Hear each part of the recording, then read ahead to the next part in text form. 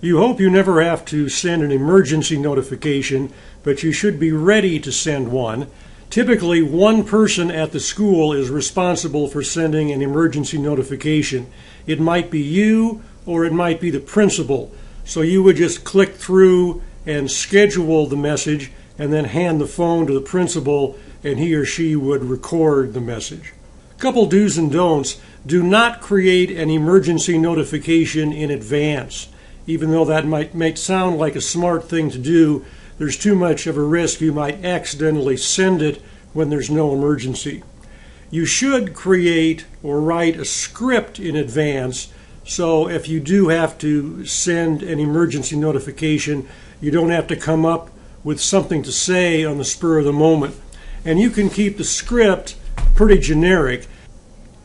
You would want to get your principal's approval, and it's possible you would never be able to use this script. The actual emergency might be completely different circumstances, but it's a good idea to have a generic script on hand. So it might be something like, "This is Whittier School calling.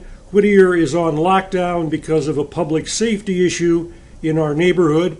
All students are safe in their classrooms with their teachers. Parents, please do not come to school to try to pick up your child. We will call with more information as soon as we have it." And just have that written down somewhere handy so you could get to it and make a recording when you needed to. When you're actually ready to do an emergency notification, it's very straightforward. Click New Notifications, Emergency, and then you would give the emergency notification a title. You would choose the recipients. In this case, it would be all the students at your school. You could include yourself. You click Continue.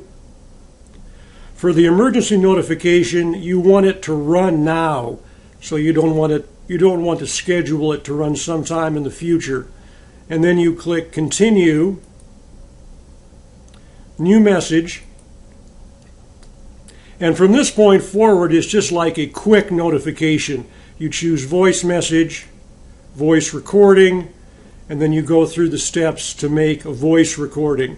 And the only thing that's different is with the emergency notification, it uses some features in the software to make sure the message is sent to every household at your school. So you would go through the steps of recording the message and then click Save Message, and the message would be sent immediately.